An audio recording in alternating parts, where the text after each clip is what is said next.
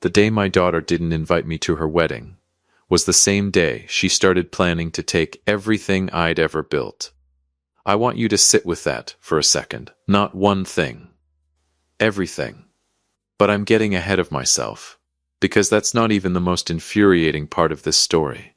The most infuriating part, the part that still makes me grip my coffee mug a little too tight, is that I almost didn't see it coming. My name is Scott Parrish. I'm 67 years old. I live in a modest townhouse apartment on Bellevue Avenue in Newport, a place I moved into after my wife passed because the big house was just too empty. But the crown jewel of my life's work was a $2.6 million beachfront estate 2 miles down Ocean Drive. I bought it in 1991 for what people today would call a miracle price, and it's where Riley grew up. I built my life here. I did it alone after my wife Karen passed. I raised Riley alone, fed her alone, went to every school play, every parent-teacher conference, every single thing, alone. And I want to be clear about something. I don't say that for sympathy. I say it so you understand what you owe me means coming from someone who grew up wanting for absolutely nothing. Welcome to Dad's Raw Revenge. Hit that like button. Drop a comment below letting me know where you're watching from. This story is going to take you somewhere. It was a Tuesday. I remember because I always go to Flo's on Tuesdays. I was sitting at my usual spot, end booth, window facing the water, working through a lobster roll in the sports section, when my phone lit up. Not a call, not a text from Riley. A Facebook notification. Riley Ann Parrish is now Riley Ann Parrish Whitfield. I put my lobster roll down. I picked up my phone and stared at this notification the way you stare at a car accident. You don't want to look, but your brain hasn't caught up with your eyes yet. I tapped it. There she was, my daughter, in a white dress on a beach in Nantucket. Nantucket, not even Newport. She couldn't even do it somewhere I'd driven her through 100 times. Laughing, holding a bouquet. Her new husband Bob grinning beside her like he'd just won something. 112 likes. 43 comments. 0 invitations sent to her father.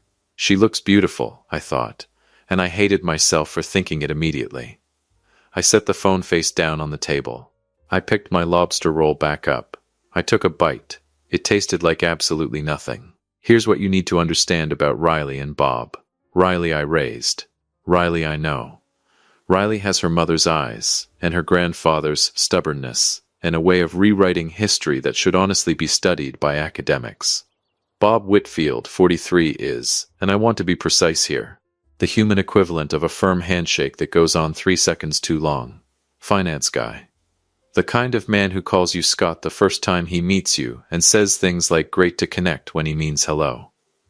I never disliked Bob. I want to be fair. I just never fully trusted the way he looked at my house. The first call from Riley came 4 days after the Facebook post. Not to apologize. To explain. Dad, I know you probably saw. I did. It was very last minute. We wanted something intimate. There were 112 people in the photos. Riley, silence. It was. Look. It's complicated. Bob's family is really big and, you know what? I said, I'm not going to do this right now. Dad, congratulations truly. You looked beautiful. I hung up. Don't give her the satisfaction of hearing you break. I walked out to my porch on Bellevue and stood there watching a sailboat cut across the harbor, and I made myself breathe like a normal human being until I actually felt like one. That took about 40 minutes. Now here's where it gets interesting, and I need you to stay with me here, because this is the part most people miss. This is where I almost got played. The calls started becoming regular after that. Riley, checking in. Riley, asking how I was feeling. Riley, remembering suddenly that her father existed. Dad, how's the house on Ocean Drive? You keeping up with it okay? You're 67. You really should think about your long-term plan, Dad. Bob's been saying you work too hard. We worry about you. See, if you'd heard those calls, they'd have sounded loving. Concerned, almost tender. But I'm 67 years old. I've been in commercial real estate for 4 decades. I have read thousands of contracts. I know a setup when I hear one. They're building something, I thought, every single time I hung up. This is a runway. They're building a runway. I just didn't know when the plane was landing. It landed on a Thursday morning in early September. They pulled into my driveway at 10 a.m. Bob had coffee from Perro Salado. Brought me one too. Black, just how I like it. He'd looked that up, or Riley told him. Either way. Scott. Man, Newport is incredible in September. You're living the dream, buddy. Come in, I said. We sat in the living room. Riley kept touching things. The mantel, the bookshelf, her mother's ceramic lamp on the side table, with this faraway look I hadn't seen on her before. She's not visiting. There's something else. The conversation started slowly. Bob talked about his firm. Riley asked if I'd eaten. We talked about the weather for approximately one geological era. Then Bob leaned forward, elbows on knees, and smiled. Scott, we wanted to talk to you about the Ocean Drive property. There it is. I said. Riley and I have been thinking. He glanced at her. She nodded. On cue. You've got this incredible asset sitting there, and with the market where it is, and with you, getting to that stage of life. Like I was a wheel of cheese approaching expiration. It just makes sense for it to stay in the family. Riley's your only family, Scott, and we'd take care of it. We'd take real good care of it. I looked at Riley. She looked back at me with those big eyes, her mother's eyes, and said the words. Quietly, rehearsed, like she'd been practicing on the way over. Dad, you owe me this. I'm your only family. It should come to us. The room went absolutely silent. The harbor wind tapped the window once. Bob's smile stayed fixed, waiting. And I, Scott Parrish, 67 years old, Newport, Rhode Island, a man who has never once flipped a table, though I have thought about it, I nodded slowly. Set my coffee down, and said the 4 calmest words I have ever spoken in my life. Let me make a call. Riley exhaled. She actually exhaled, like she'd been holding her breath. She thinks she just won. I walked to my study, closed the door behind me, and stood there for a moment in the quiet. Then I picked up my phone and dialed a number I hadn't called in 8 months. William, I said, when he picked up. It's Scott. I need to see you. Today, if possible. Everything all right? My attorney said. I looked at the closed study door. Heard Bob say something on the other side. Heard Riley laugh, easy, relieved. Yeah, I said quietly. Everything's fine. But here's what Riley didn't know. She didn't know about the conversation I'd had 6 weeks ago. The one that changed everything. She didn't know about the phone call I'd already made, before today, before the rehearsed speech. She didn't know that I'd seen this coming, since the Facebook post. And she absolutely, positively did not know what I'd already set in motion. But we're not at the detonation yet. Here's something nobody tells you about being a father. The moment you hold that baby, that tiny, screaming, completely helpless human being, you make a silent contract with the universe. You don't sign anything. Nobody witnesses it. But it's binding.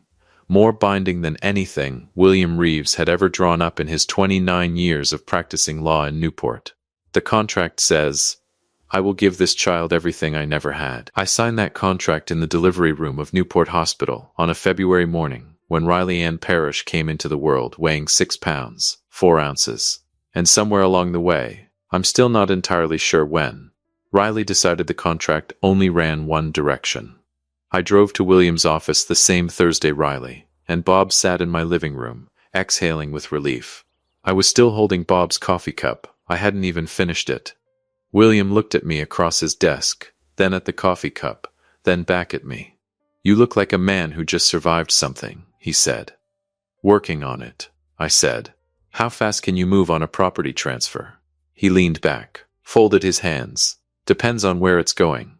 Harbor Hope Children's Home. Over on Farewell Street. William didn't blink right away.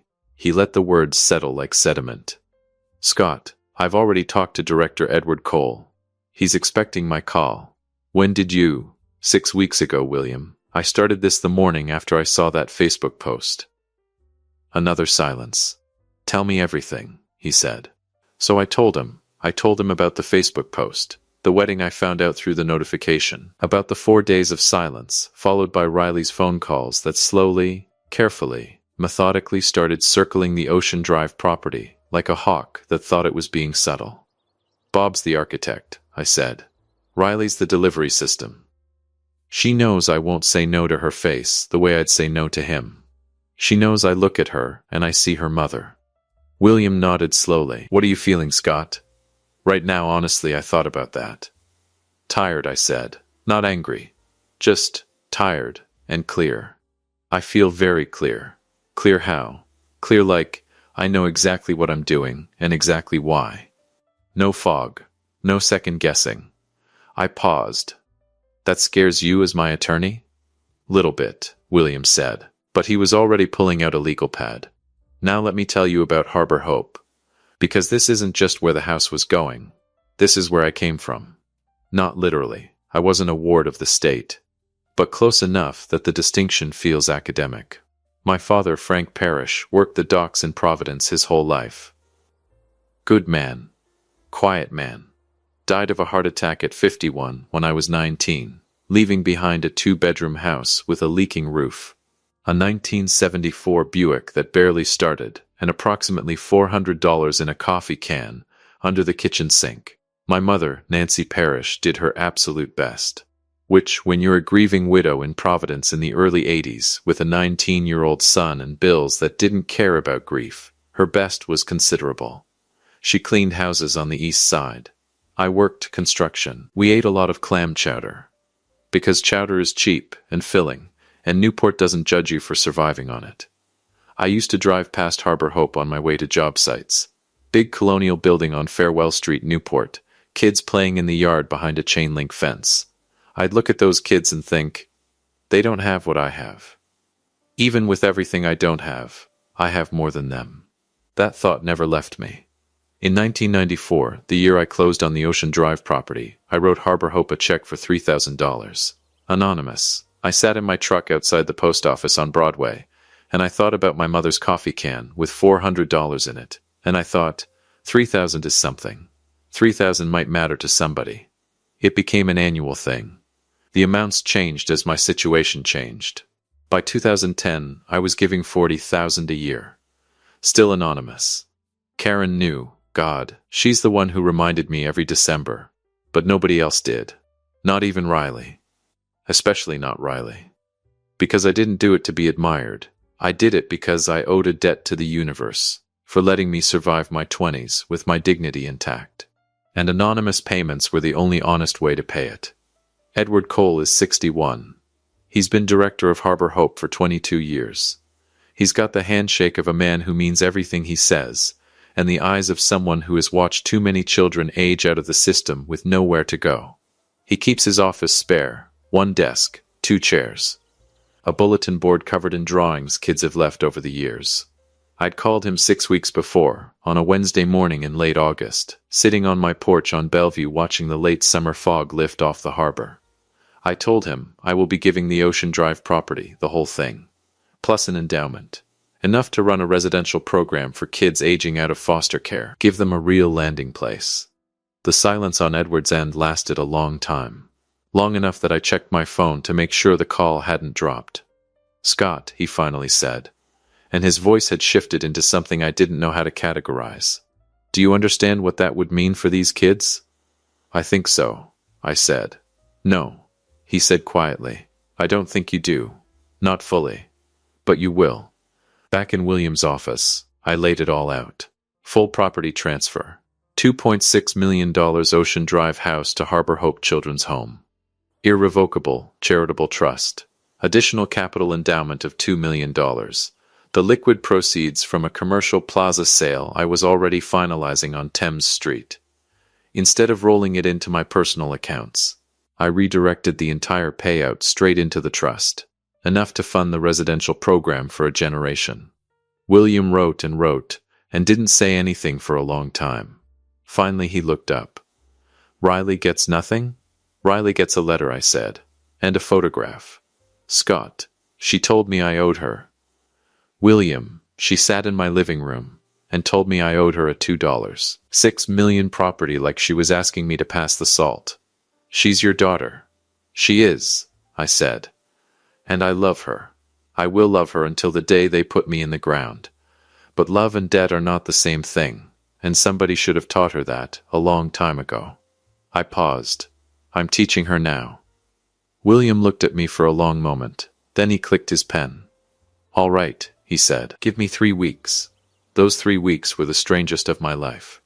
Riley called twice, both times warm, breezy, confident.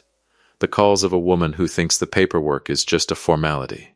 Dad, Bob was thinking maybe we could come by the Ocean Drive house next weekend, just to kind of get a feel for the space. You know, start thinking about... I'll let you know, I said. Oh, okay, everything all right? Perfect, I said. How's the chowder up in Nantucket? We're back in Providence now, Dad. Right, I said. Of course. I hung up and stood in my kitchen on Bellevue Avenue and allowed myself exactly 30 seconds of feeling the full weight of what I was doing. 30 seconds. Then I put the kettle on. If you have been listening for a while, drop your thoughts in the comments. Hit the like button while you're at it, and be sure you're subscribed. The paperwork was done on a Tuesday morning. William's office. Harbor side window. October light coming in flat and golden off the harbor. I signed my name in 4 places. William notarized. His assistant witnessed. William slid the folder across the desk when it was done, and said nothing for a moment. Just looked at me. You okay? He said. I thought about Karen, about the February morning at Newport Hospital, about clam chowder and $400 in a coffee can, and a 19-year-old kid driving past a chain-link fence, watching other people's children play. Yeah, I said. I think I finally am. I shook William's hand, walked down the stairs past the jewelry store, stepped out onto Thames Street. I walked to my car. I had one more stop to make. The Ocean Drive house was empty when I got there. I walked every room for the last time, slow, no rush. The master bedroom where Karen and I used to drink coffee and watch the water on Sunday mornings. Riley's old room still had the purple paint she'd insisted on at age 14, which I'd hated and then quietly grown to love. The kitchen where I'd made approximately 10,000 breakfasts. I stood in the living room for a long time. On the wall, Karen's painting, a watercolor she'd done of the view from this exact porch, blues and grays and a sliver of gold where the sun hit the water. I took it down carefully, wrapped it in a moving blanket I'd brought from the truck, carried it out, locked the front door, stood there with my hand flat against the wood for just a moment. Thank you, I thought, not to anyone specific, just outward, into the air. Then I walked to my truck, put Karen's painting in the back seat, and drove away without looking in the rearview mirror. Riley called the next morning. Cheerful, casual, like a woman who has no idea the ground beneath her feet already shifted. Hey Dad, so Bob was wondering if William had drawn up any paperwork yet. Because we want to make sure we're ready to call William, I said. What? Call William's office. He has the paperwork ready. He wants you and Bob at my house this Friday morning to go over everything. A pause. Something in my voice. She caught it, finally. Dad. Is everything okay? I looked at Karen's painting, now hanging above the fireplace in my apartment on Bellevue. Everything's exactly the way it's supposed to be, I said. What happened to Riley and Bob Whitfield over the next 72 hours was the kind of devastating that doesn't heal clean. The kind that leaves a mark. The kind that, if you're honest with yourself at 2 a.m., with the lights off, you know you brought entirely on yourself. I know because I watched it happen. Every single second. William had arrived at my house at 9:30 a.m. On Friday, carrying a single manila folder. He sat on my porch, sipping black coffee, waiting. At 10:00 a.m. sharp, they arrived. Bob got out first, wearing his casual linen blazer and a smug, victorious grin. Riley followed, holding a leather designer portfolio to hold the deed. They thought they were walking into a signing. They had no idea they were walking into an execution. Scott. William. Bob said, stepping onto the porch with an open palm. Glad we could get this done so quickly. William didn't shake his hand. He just slid the manila folder across the porch table. Open it, Bob, William said. His voice was as flat as the Atlantic on a dead day. Bob's smile faltered, just a fraction. He picked up the folder, flipped it open, and started reading. I watched his eyes scan the first page, then the second, I watched the color drain from his face so fast it looked like a physical blow. The smugness vanished, replaced by a raw, unadulterated panic. "What is this?" Bob stammered, looking up at William, his voice cracking. "This says, Harbor Hope Children's Home? Irrevocable Charitable Trust? What the hell is this, Scott?" Riley snatched the papers from his hand, her eyes darting across the text. "Dad? What did you do? Where is the deed transfer to us?" "There is no transfer to you, Riley," I said, standing up calmly from my porch chair. "The Ocean Drive house was legally signed over to the charity weeks ago. It's complete, recorded with the county, and entirely irreversible. You can't do this," Bob shouted, his professional composure completely shattering. "We had an understanding. We can contest this on grounds of—" "There are no grounds, Bob," I interrupted, pointing toward the front door. "Now, inside, both of you. We are going to have one last conversation." We sat in the living room. Same seats as before, but different energy entirely. Before, they'd come in like they owned the place. Now they sat like people waiting for a doctor to come back with fatal results. Bob was vibrating with a mixture of fury and shock, while Riley just stared at me, her chest heaving, the tears finally starting to spill over. "Dad," Riley whispered, her voice cracking on that one syllable. "Why?" And I will be honest with you, that crack almost got me. "Almost, hold," I told myself. "Hold, Riley," I said. "I need to show you something." I reached beside my chair and picked up the shoebox.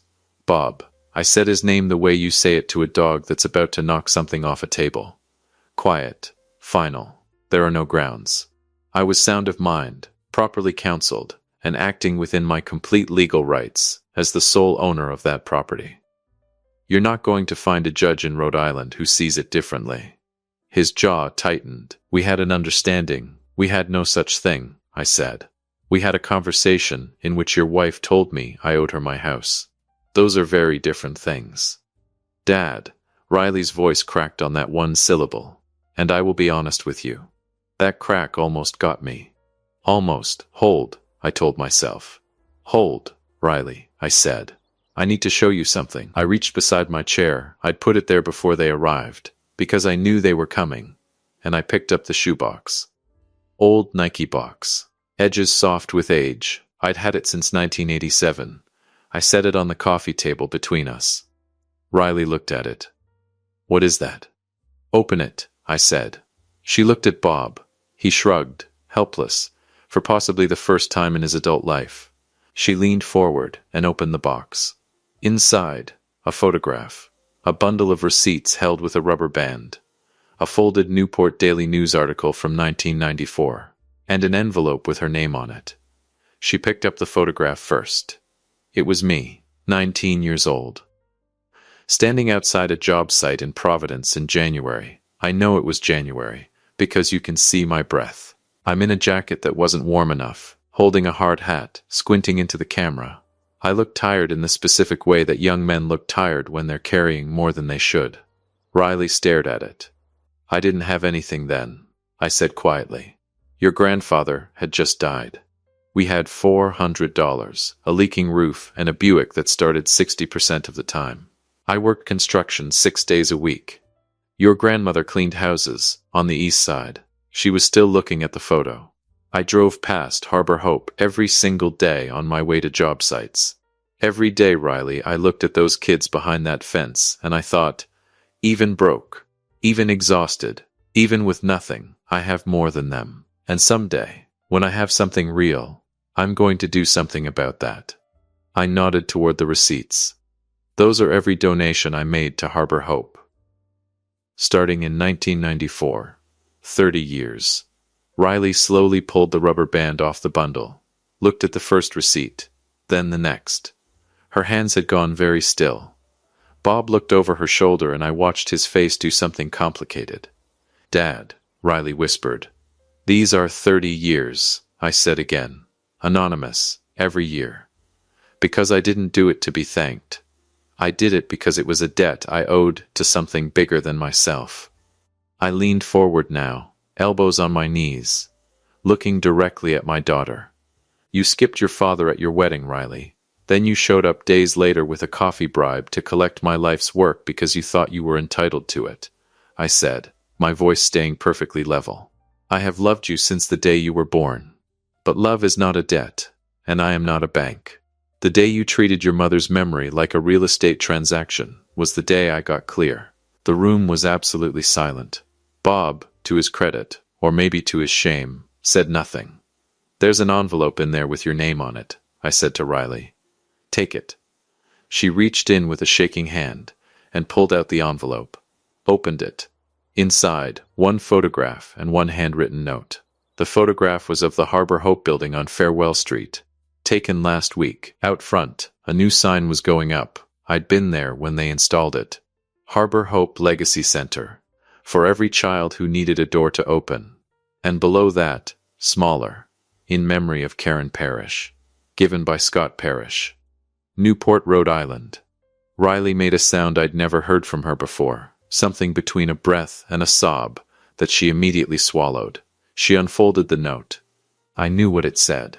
I'd written it at my kitchen table at 6 a.m. on a Tuesday, rewritten it 4 times, and then wrote the final version in one sitting without stopping.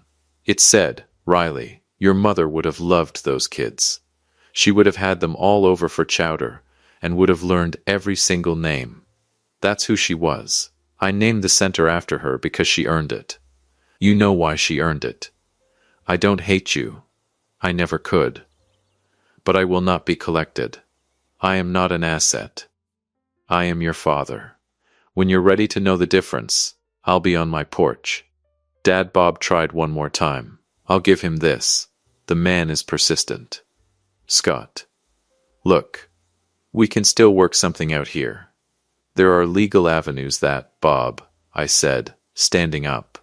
I'm going to say this once, as clearly as I know how. I looked at him directly. I am 67 years old. I built everything I own from a January paycheck and a leaking roof. I have forgotten more about real estate law than you have learned. I have an attorney who has 30 years of ironclad work behind him. And I made this decision before you ever walked into my house with that coffee. I walked to the front door, opened it. There is nothing to work out. There are no avenues. It's done. Bob looked at Riley. Riley was looking at the photograph of the Harbor Hope sign. She stood slowly, folded the note, put it in her pocket. She picked up the old photo of 19-year-old me in the Providence cold. Can I keep this? She asked. Quietly, yes, I said. She walked past me through the front door without another word.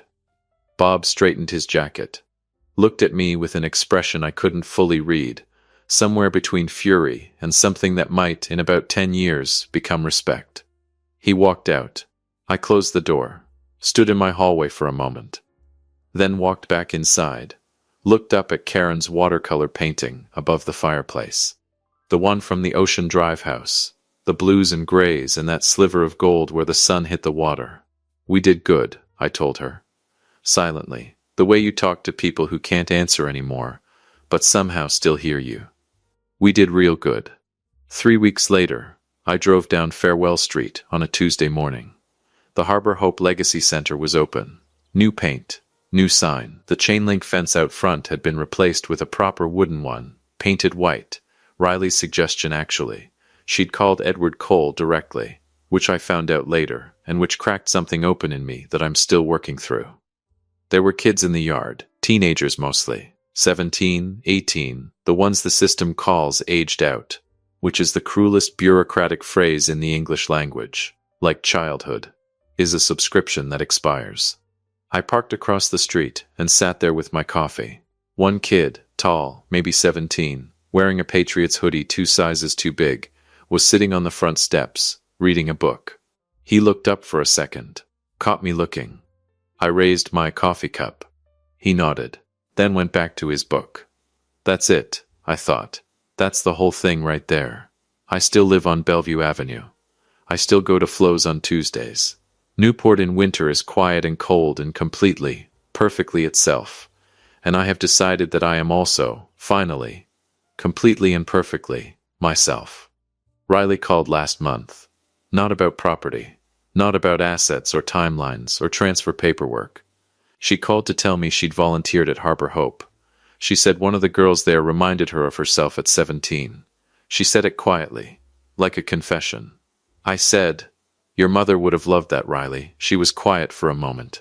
"I know, Dad," she said. "I know she would have. Bob, I'm told, has moved on to other investments." Good. Here's what I want you to take from this. I didn't win because I took something from Riley. I won because I stopped letting her take something from me. There's a difference between a father and a bank, between love and debt, between a legacy and a transaction. I am Scott Parrish. I am 67 years old. I grew up with nothing, built something, and gave it to kids who remind me of what nothing actually looks like. If you enjoyed this story, hit that like button, subscribe, and drop a comment below. Let me know where you're watching from. I will see you on the next one.